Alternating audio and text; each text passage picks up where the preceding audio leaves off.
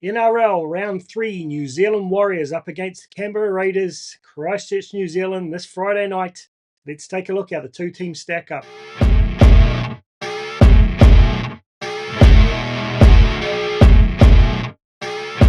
Hey team, welcome back into the Warriorholic. As you can see by my surroundings, I'm still stuck here in Tokyo in my shitty little hotel room, but big game this weekend, so I was too excited not to put one together.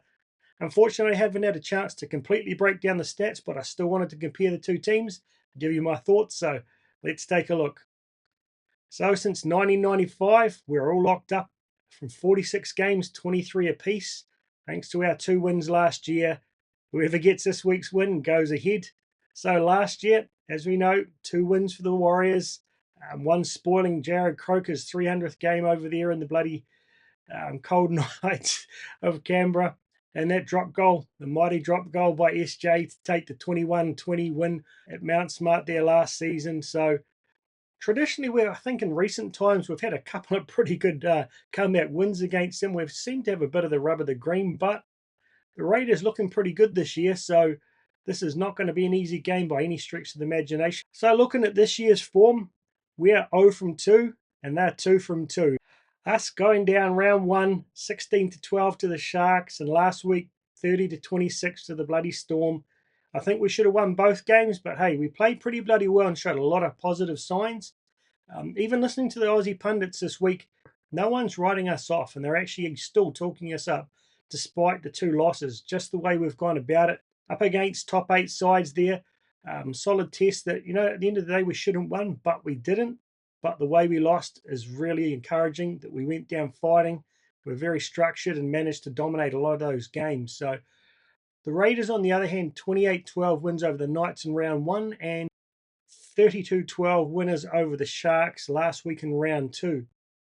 I think they have played well. I'm going to give them their credit, but both of the teams they played were pretty mud. The Knights here with a whole bunch of errors played very clunky. The Raiders played a little bit better than them in round 1. And last week, honestly, the Tigers, I feel sorry for their fans. They're looking like wooden spooners all over again. They just really struggled to put up a decent fight against the Raiders.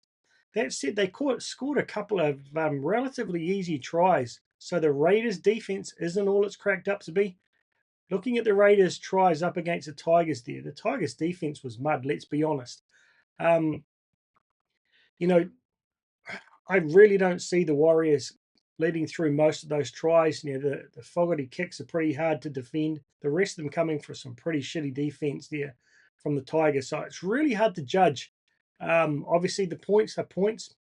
You can't deny that. But they haven't played a team who defends as well as us over the first couple of weeks. So this will be a true test for them. They've arrived in Christchurch really early. I think they arrived there on Tuesday morning, so they'll be all well prepared. And, old Sticky will have them fired up with that siege mentality after the 2 losses last year. But I just hope Webby's smart enough to outcoach him this time, and I think we really need to beat them convincingly. Let's take a look how the teams line up here, starting at fullback, Tane Tuaupiki against Jordan Apana. As usual, 2 opposite ends of the career spectrum there. Look, Rapana's a wily old fox. Shit, he's often the guy who comes up with that last play to win a game for them, or the big tackle to stop the opposition scoring to close out a victory. But he has an error in him. He's not as fast as he used to be, but he's a big boy, as you can see here.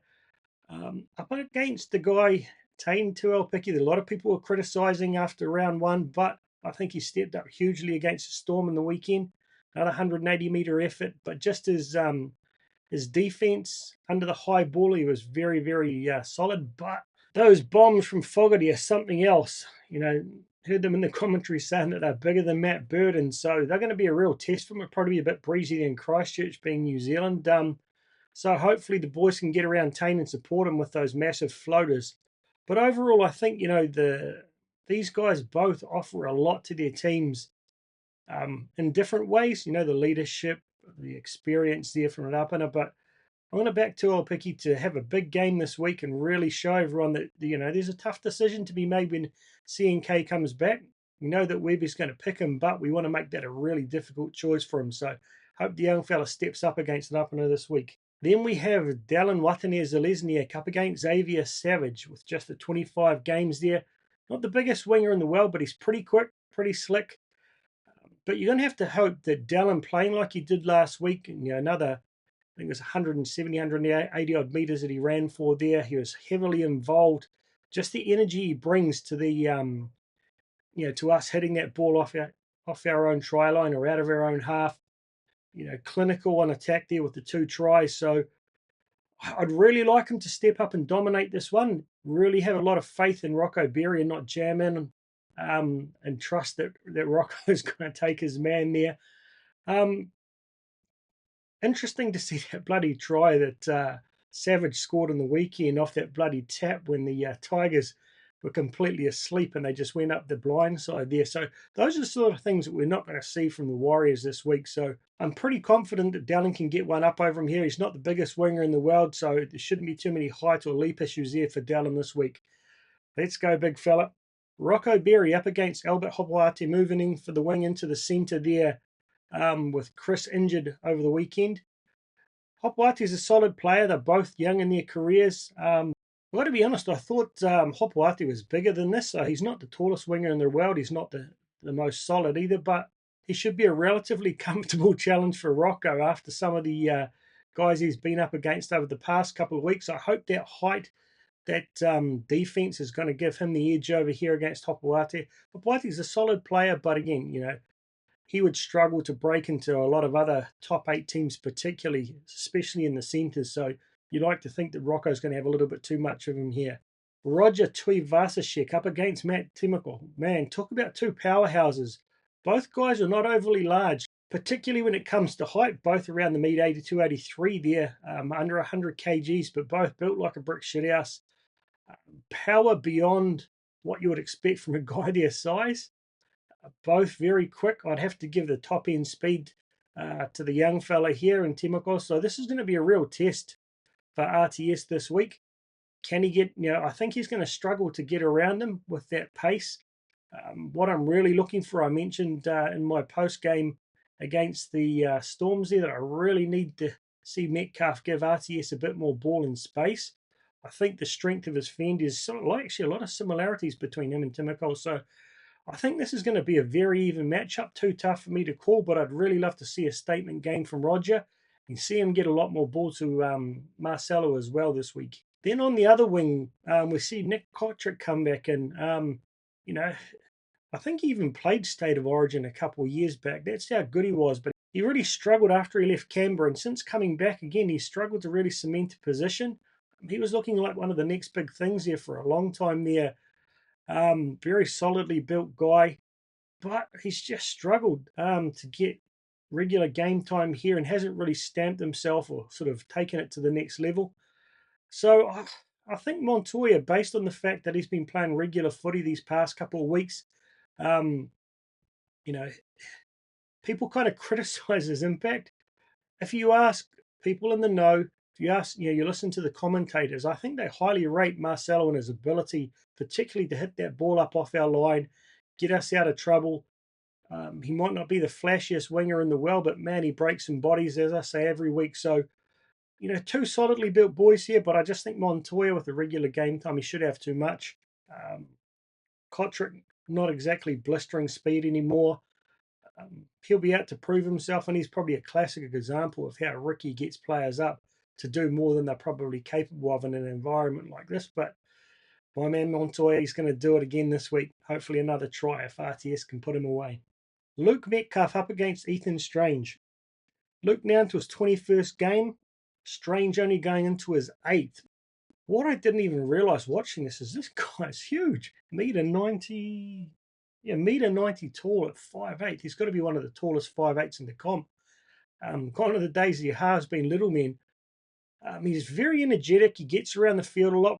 We saw that big tackle. I think he put on Charlie Staines to save a try, even though it was head high and they gave away the penalty, but never gave up. We saw that try. He got himself stepping through a couple of guys there. So he's not afraid to overcall the more experienced players in the side there and go himself. Be a tough challenge for the likes of SJ, who's going to be marking up against him because he's a big boy and he is quite fleet-footed. Up against Metcalf, who continues to come into his own. I think he's playing with more control, more time, making better decisions, knowing when to go himself, being able to distribute a bit better. But again, you just want to see that better ball to RTS with a bit more space.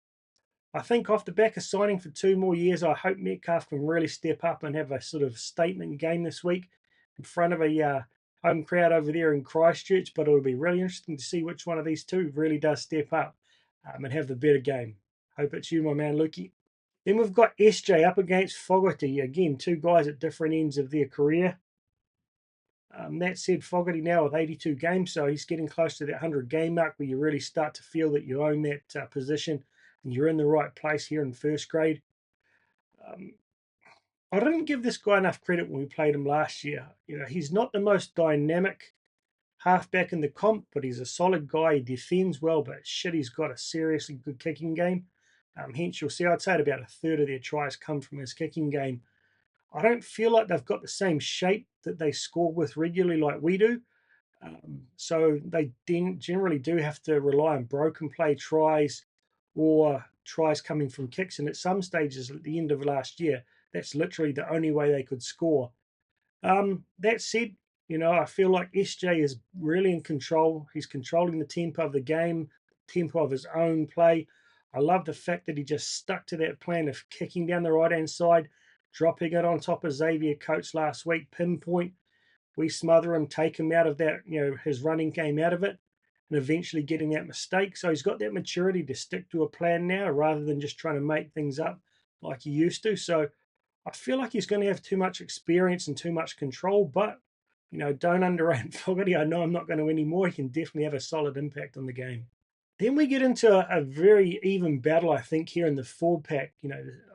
I'd still, even though they've won twice and, put on decent scores, I don't overly rate the entire backline of the Raiders at this stage.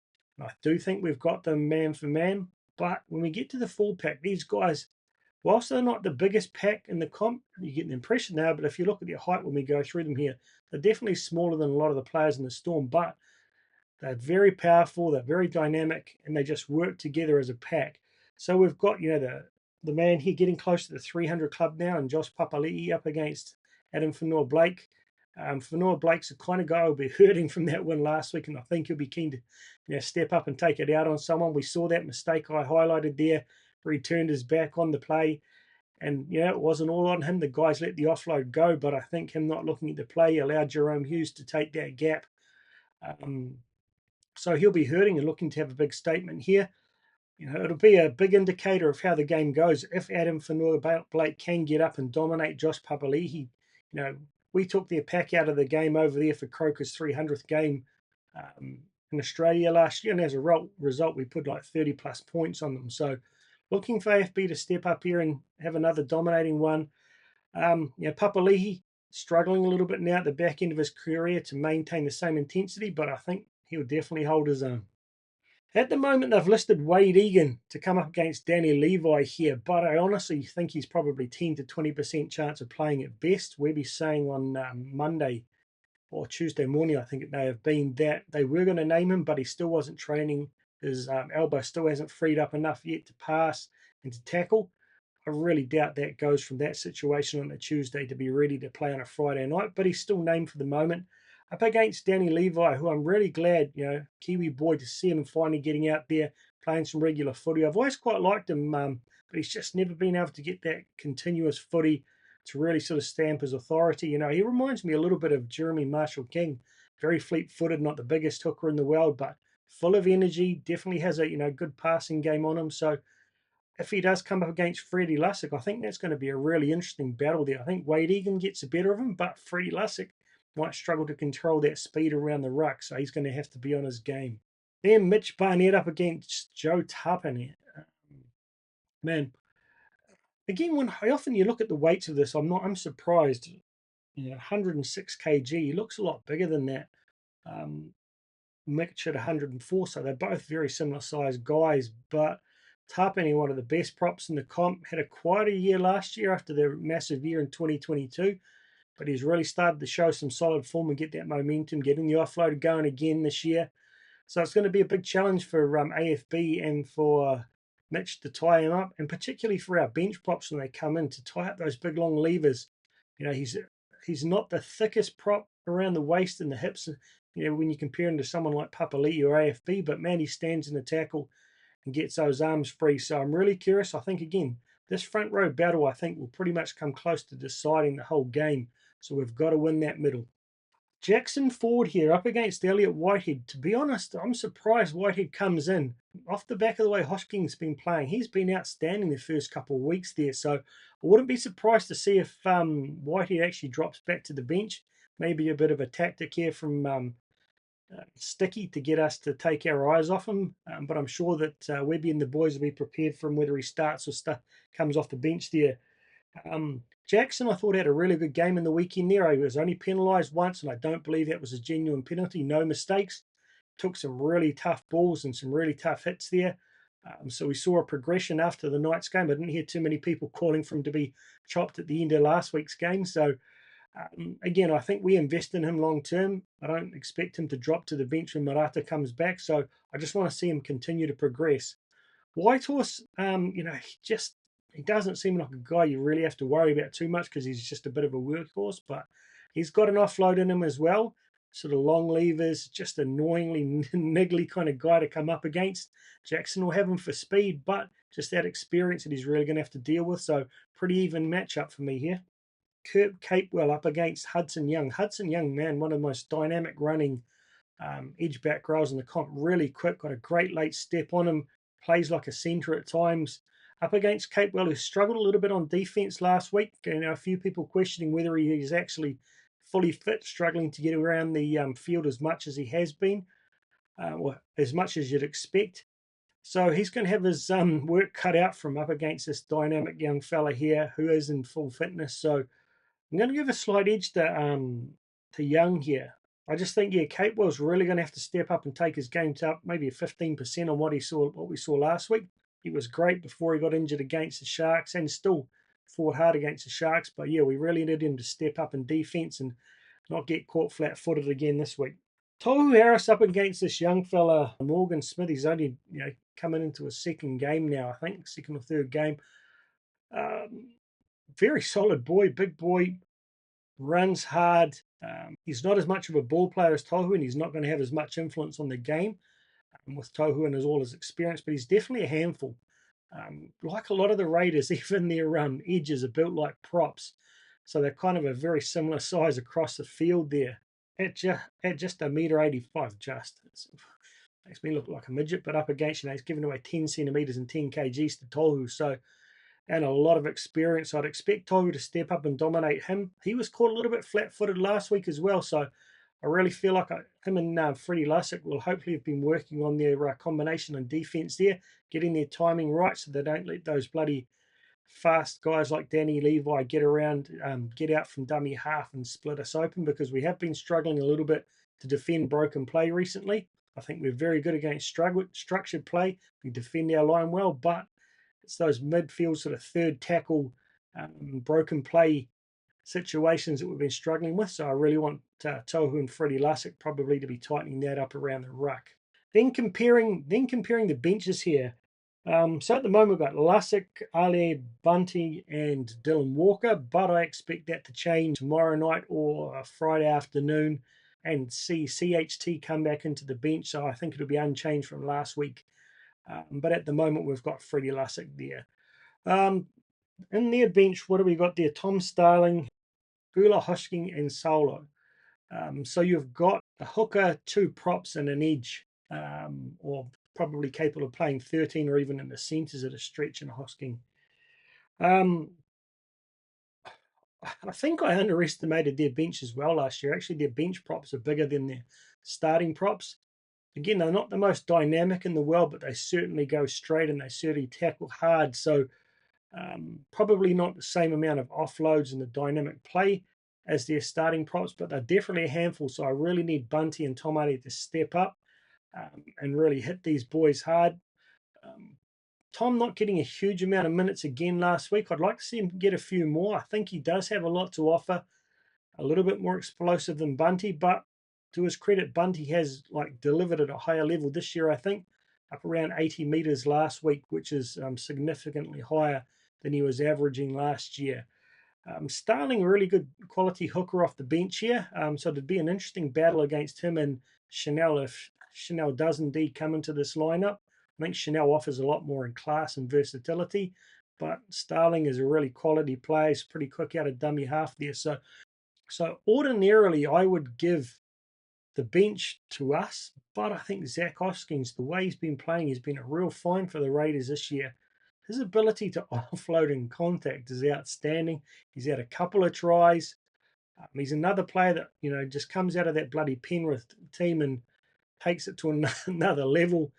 So ordinarily, I expect, with the injection of a guy like Dylan Walker, that our bench would have too much, but I think it's going to be a 50-50 here. So where does this leave us? Home game, off the back of 2 games we should have won. The boys will be hurting. I think our experienced players, you just see them get together after that game on the try line there and look genuinely pissed, led by a guy like SJ. I think they're going to have a point to prove. And quite frankly, if we don't put on a clinic against these guys and somehow we drop this, there's going to be some serious pressure on Webby. A lot of the bandwagon is going to start to drop off, and I think we could end up with a half-full stadium come round 4 when all those bandwagoners don't turn up. That said, we get a decent win. I think it's game on for the Warriors because we've proven we've got the processes, we've got the shape, we've got the skill, the ability. We just haven't got that bloody 2 points. So that's my 2 cents on it. I think the Warriors are going to get this done by something like 28-12, 28-14, something like that. It'll be a relatively comfortable win this time. I don't think we give the Raiders the easy tries that they've had over the past couple of weeks. We test their defence a lot more than the Knights or the Tigers did. Let me know what you guys think. Who have I got right? Who have I got wrong? Who do you think is going to be the point of difference here? For me, I think it comes down to our big guys, SJ, AFB, RTS, standing up and really showing us the way this week. Up the mighty Wars. Let's go.